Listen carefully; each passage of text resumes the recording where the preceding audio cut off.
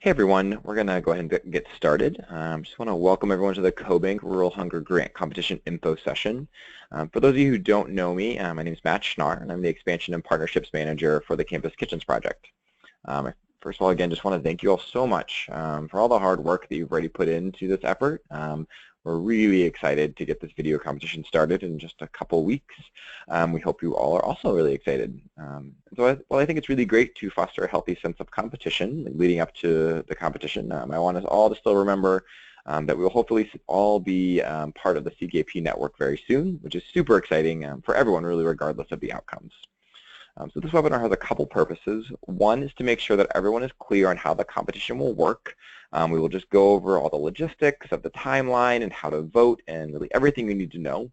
And the other important part of this webinar will be to help prepare you for getting out the vote and making sure that you're utilizing all of your outlets to reach your audiences. And for that portion, I'm going to bring in my colleague Tyler, who does all of our social media and communications. You'll hear from her in just a little bit. But before we get started, I want to take a little bit of time, just a moment, to recognize our amazing sponsor for this grant competition, which is Cobank. Their commitment to not only ending rural hunger across the country, but also finding really sustainable solutions is really inspiring. And we're really excited and proud to be able to work with them again and to provide these grants for you all. So let's talk a little bit just about the basics of the competition, so make sure we're all on the same page. And I'm sure most of you know this already, but the competition will begin when we post your videos on our voting page Monday, November 7th at noon Eastern Standard Time. So everyone will be able to start to view and vote for your videos at that time, and then the competition will run the entire week until the following Monday, the 14th, and voting will close at 12 noon Eastern Standard Time on the 14th. And the winners will also be announced that same day. The main page for voting, and where you're going to find the leaderboard of all the schools with all the votes, is www.campuskitchens.org/Cobank-2, which you see on the screen, which we're going to send you all this information later, so you don't feel like you need to remember it now. You're also each going to receive a personalized voting page that is a site that is a direct link just to your video and a voting button. Either of these are great to send out to the people that are going to vote, but this other link will be sent just with your video. And you can see there that that link will have your school name in it, and we're going to send you that on the 31st, if not before. So quickly, I just want to jump to what the page looks like. So you can see here that the voting page will have some information on the top. It'll have the leaderboard here with all the schools that are competing. Here are just some samples. And then to the right, we'll have the tallied votes of each school. And then below, we'll have the list of all the videos, which when you refresh the page, the videos repopulate in a random order. So this is just the major voting page that you can see, and then you can see each. Also, if you click on an individual video, you'll see that that page just has their video on it. So let's keep going here and talk a little bit just about some of the video basics. So I know most of you some of you already submitted your videos, but for everyone else, the video will be due on October 31st. Unless we've already talked about an extension. There's a few folks that need a few more days, which is fine as long as you keep me in the loop. So let's shoot for the 31st, but please let me know if you foresee needing a little bit more time into that following week before the competition to get everything put together. Just a side note, when you're submitting your video, we need the actual video file. So we need the file that you'd be uploading to YouTube, not just a YouTube link. So an MP4, a Windows Media Player, an iMovie file. And since those files are typically pretty big, we're going to need, or would prefer if you would share that file with the ckpnational@gmail.com, either via Google Drive or through a Dropbox or other file sharing mechanism. All right, so let's talk a little bit about how to actually vote, which is really important to remember this as you're spreading the word about the competition to your campus and your community, that the only way to vote for your video is to have it count towards your leaderboard is to click on the gray and orange Vote Now button. It's either at the top or the bottom of your video, depending on what screen you're looking at. So if anyone's voting from the main voting page with the leaderboard, it's going to look like this with that orange and gray button on the top right. And then if you're voting from your individual page, you can see that that same button is on the bottom right. So let's just jump really quickly to see how to actually vote. So again here, let's go back to the main page. and you see that this button here, you'll just click now, vote now, which I've actually already done today. So you can see that it says you can vote after 1 day, but if I hadn't voted already, it would have tallied that vote for the day, and you can do that for any of these, any of the videos you choose. It's really simple. Same if you went to an individual page, you could just click the vote now button, and you can vote again after 1 day, and your vote will be tallied. So another really thing to talk about now is how not to vote. This is really important to stress to all of your audiences. That really the only way you'll be able to vote again is just by clicking the Vote Now button on your video. If you click, perhaps maybe if someone clicks the like button below the video for Facebook, or if you tweet it, or if you actually go in and like the actual YouTube video, none of those will actually count towards your leaderboard. So make sure that you're very clear with your audience that they need to click that Vote Now button to get their vote tallied. Obviously, we do want to encourage folks to post and tweet and share about them voting for your video and about the competition, but that is not the way that they can actually have their vote tallied. And Tyler will talk a bit more about how to engage folks via social media, especially on some of our social sharing buttons we have on each video. So again, remember, just that Vote Now button and not anything else on that page is going to help you get votes for your video. All right, let's talk a little bit about the voting rules. So the main thing you need to know about how this competition works when you're promoting your video is that our voting system limits 1 vote per person per IP address per day. So what that means is a person can vote from either the same computer or device or phone only once per 24-hour period. So basically 1 person can vote 7 times per device they have throughout the competition. The only issue you might run into, and the only issue we've run into in the past, if you're trying to vote from a group of computers that share 1 IP address, say in a computer lab or a library on campus, that computer might say, even if it's a different person, that you've already voted, or that whole lab might think that every computer has voted if it shares that IP address. But know that this limitation, while it's really not ideal, is the same for everyone participating. So if you run into this issue on your campus, I encourage you to tell people to start voting with their smartphones or on a tablet that shares a different IP address from maybe that lab. Again, I want to reiterate that while this is a competition, we all should remember that at some point we're all going to be part of the CKP family, and so any form of cheating will be grounds for disqualification. You are prohibited from obtaining votes by any fraudulent or inappropriate means. That's including anything like offering prizes or other incentives to prospective voters. And as we monitor the votes received from an IP address in excess or more than 7 times will be voided. And also the use of any kind of script or macro or any kind of robotic or automated system to get votes with the intent to impair the voting process is prohibited, and all those votes will be voided. Let's just try to keep this as clean as possible, which I'm sure you won't have any problems. All right. So hi everyone, my name is Tyler and I'm the Community Engagement Manager here at the Campus Kitchens Project. And as Matt mentioned, a lot of my job involves posting on social media. So Matt and I decided to come up with a few tips for the best way for you guys to share your video with your networks and encourage others to share it, and also encourage people to vote for your video. So up here on the screen, you'll see some sample social media posts and some sample images. So I will be sending out custom sample social media posts and images to every school. So they'll look very similar to this. And I've made Facebook and Twitter images for every school to share.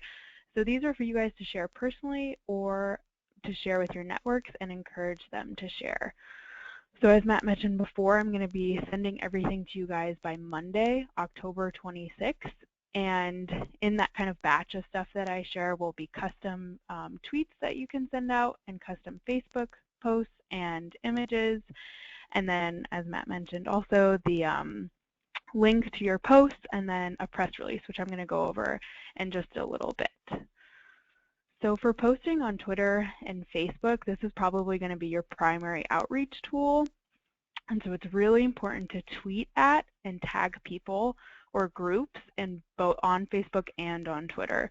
So in these examples, you can see that I tagged your schools, and feel free, if there's like another organization or a department or a person or anything in your campus community that you want to tag, feel free to substitute them in. Tweet this out more than once, tweet to a bunch of people, just definitely try and get the message out there. And Also, in some of these, you can see that we tagged Cobank, and they're going to be on the lookout for everything that you guys post on social media, and they'll be wanting to retweet you and kind of also spread the messages. So the more people you tag in a tweet or on Facebook, the better, and especially if you tag us. So our Twitter is Campus Kitchens, and on Facebook it's the Campus Kitchens Project, because if I see it, I will definitely retweet it, I'll like it, and I'll share it. You also definitely want to try and tag your university, like you can see in these examples, because it's going to be really great if your university can share what the competition and that you guys are competing, and also encourage people to vote. And your university is probably the largest network you have access to, so you definitely want to tap into that. You can, as I mentioned, you can also tweet at different departments or clubs or anything else that you're involved in. Even if you're personally involved in it or just something else that's big on your campus, it's a great way to spread the message and encourage people to vote. So also in these posts, you can see that there is a bit.ly link. There's a link at the end of every message. And bit.ly is just a website that shortens links. So like especially for Twitter, you can write more and have a smaller link. And I've made custom CKP-Cobank, and that's going to take you to the main page that Matt just showed you with the leaderboard. And I encourage you guys to use this in the individual social media posts that I send you. You'll have a unique bit.ly link that goes directly to your page, which I'll also send you in that email, where it can take viewers and people directly to your post, or you can share this Cobank one. It's kind of up to you. But as Matt said again, people can't vote by liking something on YouTube or on social media. So definitely, while it's great to encourage people to watch your video, don't include a link to your YouTube video, because then no one can vote for your video that way by watching it. So definitely try and use the bit.ly link, or just a link that directs them back to voting.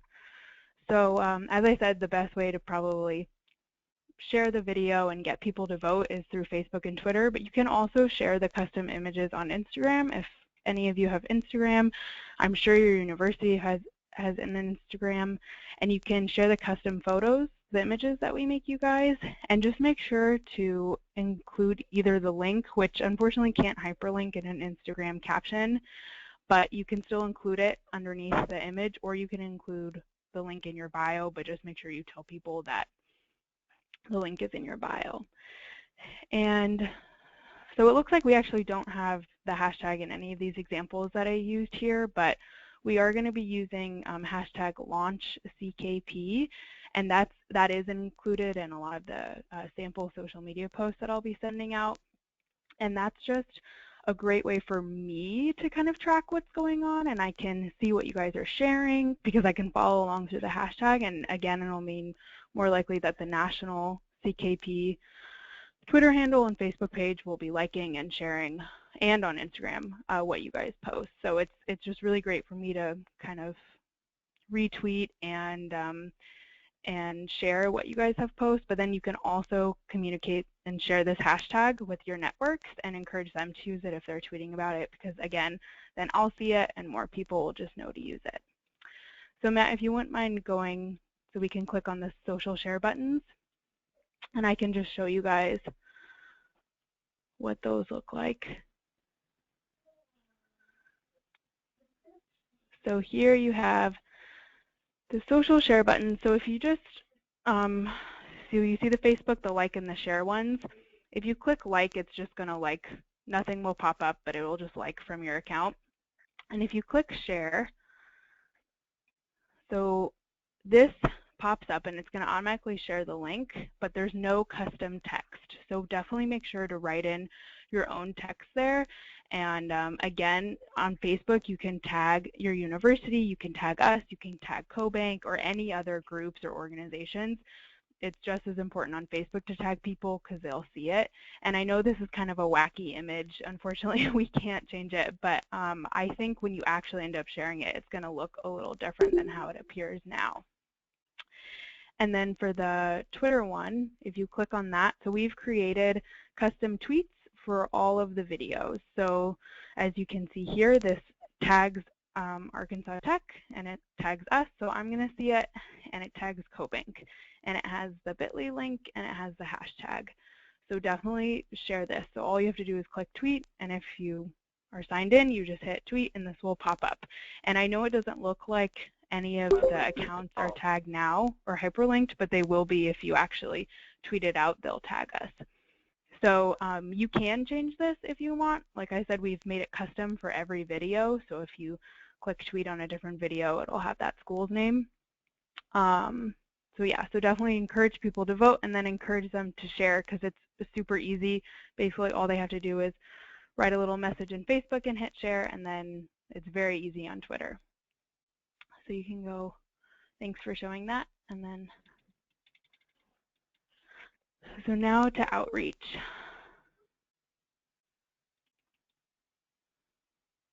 So like I said before, it's very helpful if the university can share your video and encourage people to vote since they're such a large network and they're connected to many other networks. And so you can start this outreach and you can start communicating with your university now. So a great way to do that is to get in touch with your school's media relations department and see if they'll help with outreach. So you can do this in a couple ways.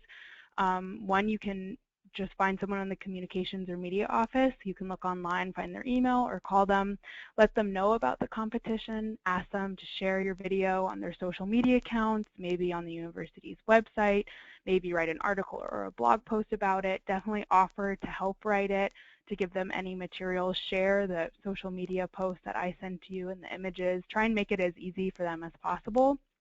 And so that's one way you can encourage them or ask them to share it that way. And then, like I said a little bit earlier, I'm going to be including a custom press release to every school. And this will all go out in that big email on Monday. And so I'm going to be including a press release and a media list. And you can send out that press release to the local media, or you can also send that information, the press release and the media list, to your university's media office, and they can send it out too. And if they're not interested in doing that, don't worry. In this email on Monday, I'll have instructions for how to send out a press release and what to include in the email for the press release and all that stuff if you guys decide that you want to do it. So another thing you can start doing now is reach out to school departments, the alumni network, sports teams, organizations, on-campus clubs, etc. You know, give them the social media posts and images, and which really empowers them to share. It makes it really easy for them, and just encourage them to get involved and kind of share your video and encourage people to vote. And if your university has a campus newsletter, try and be featured in it, and again, volunteer to help write something, collaborate on a story or a quick little blurb about it, include the image, and just help the staff write the piece and get information out on the competition that way. And then just brainstorm who else would want to share your video or be interested in voting or sharing in the community. So your ultimate goal is trying to engage with as many people as you can. You definitely want to encourage your peers and family to share too.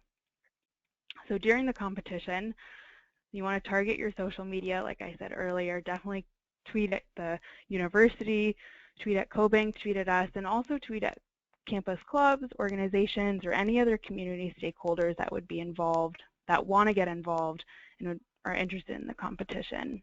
And you can also do in-person outreach. So you can go table on campus, you can go speak to clubs or organizations, and you can even go into classrooms and encourage people to vote that way, and if it's okay with the professors. And then again, don't be afraid to ask family and friends to vote too. Definitely send out an email to your family and friends and tell them to vote, and then share in their social media accounts. So now we'll go on to the calendar. Actually, I'll just say like one quick thing on that, just in general, just from seeing, just so you guys know, in context to like competitions in the past, you know, really think big here. I mean, we have had competitions in the past where schools have gotten, you know, 10,000 votes. I mean, and it was for small schools, big schools. I mean, so I think it's really important to think big on this, to think that, you know, if we start engaging with our larger school and alumni network and all these other like huge networks that you guys have at your fingertips. If you start working at it now to kind of prepare people for that, and they can really share it and even feature it with a lot of those networks, this can be huge. So definitely don't wait until the very last moment. I think starting to engage some of these larger players on campus and in the community right now and getting kind of a plan set up is going to really set you up to be successful for the competition. I mean, obviously, putting most of your work during that week of really promoting it, but I mean, giving yourself a good foundation is really going to help. So definitely think big on this, folks, because it can be pretty huge and can really set you up to be not only successful in the competition, but you're really successful down the road just as a campus kitchen, because you're going to be engaging, with your future volunteer base, future donors, all sorts of stuff. So you can really use this as a great PR tool as well as obviously a fundraiser. So that's my 2 cents. We will also be highlighting each school throughout the week. So you'll also, on the 31st, when we send out your sample tweets, we will be letting you know which day of the week we'll be highlighting your school from all of our social media channels. So keep an lookout for that as well. And then to quickly talk about some of the prizes. So we'll have 3 grantees that will each receive $5,000 grants, and they're payable in increments of 4. So I'm going to quickly go over these installments. So the first installment is $1,500, which you receive as soon as you complete the competition and sign our contract. And this is designated traditionally for what we call a planning fellow, but has probably the most flexibility out of any of the installments. The rationale behind a planning fellow is that since these competitions are designed for schools to have up to 6 months to complete the rest of the planning of their campus kitchen, and we found that it's best to have a main advocate or a main student that's really in charge of completing the rest of the logistics. So if you have a key student that you would like to basically hire as the planning fellow and be able to receive a small stipend for that, you can use some or all of this for that. If you don't need a stipend for your students, or you have already a committed leadership team or other staff that are on board, we can talk individually about how you can best, what you might need first to use this funding for. The next installment is for $800, and that's going to be issued specifically for when you're getting close to your launch and you need to start purchasing equipment and supplies. You might not need to use all of it, but many campus kitchens have some one-time expenses for some disposable materials or hard materials, or even some equipment or larger equipment they might need to start off their campus kitchen. So that's what this $800 is for, earmarked for supplies and equipment. The third installment is $1,200, which is an in-kind installment, meaning that this is going to fund your site visit and personal training. So we have, once you're ready to actually launch, we'll send one of our Campus Kitchen national staff to your school for 1 or 2 days to do an in-person training, help with the launch, see all of your operations, and train you on all of our safety paperwork and anything else you'll need to make sure you're really able to hit the ground running. The final installment after you've completed the launch will be the $1,500, but also anything we don't use from that $1,200 in terms of in-kind, you'll receive the remainder of that after the launch is complete. So that that'll be lumped in with the final $1,500. And that final $1,500 can be used for anything in just the general sustainability and long-term overall financial stability of your campus kitchen. So lastly, I just want you all to remember to really just keep up this momentum that you've built over the last few weeks or months as you prepare for this competition. The money is clearly a driving factor, but the competition itself is also really one of the best ways to get your name out there on campus and really use this to push and let people know about what your campus kitchen is going to be, because you realize you're going to be talking to your future volunteer base, your future leadership team members, future donors, and all these people are going to be engaged with this competition. So I would say, once you've completed the competition, it's really important to also set a launch date and stick to it. Remember that you do have 6 months if you receive a grant to launch your campus kitchen. So that's any time before May 30th, 2017. But you can obviously launch any time before then. But I think it's really important to set a launch date right away and have your team work towards that to keep up this energy and momentum from the competition. Yeah, I know that one thing to also remember is that if you don't get one of these 3 grants, you can and hopefully will still launch your campus kitchen because you've really put in a lot of work already. And in fact, every single school that has participated in one of our competitions in the past, whether they've won or not, have still ended up launching their campus kitchen because they have so much great support from the competition itself. And in fact, we've been able to often work with other schools to find alternative funding methods and be able to work with the school and the community and even us to help make that a reality. So know that the competition itself is really a great value regardless of the outcomes. And again, I just want to remind you all that you've really done a lot of the hard work already. Really getting this foundational support that you've already received from these various stakeholders is one of the most time-consuming parts of starting a campus kitchen. And now it really is just getting the logistics together and using this competition kind of as a springboard to do that. So with that, that's all I really have. And so if anyone has questions, I'd be happy to answer them and I'll stay on the line. But if not, I'll be sending this recording out soon, which you can pass along to others that weren't able to attend or revisit some of these things that we talked about today. So thank you again, and we'll look forward to talking with you soon and look forward to the competition starting on the 7th.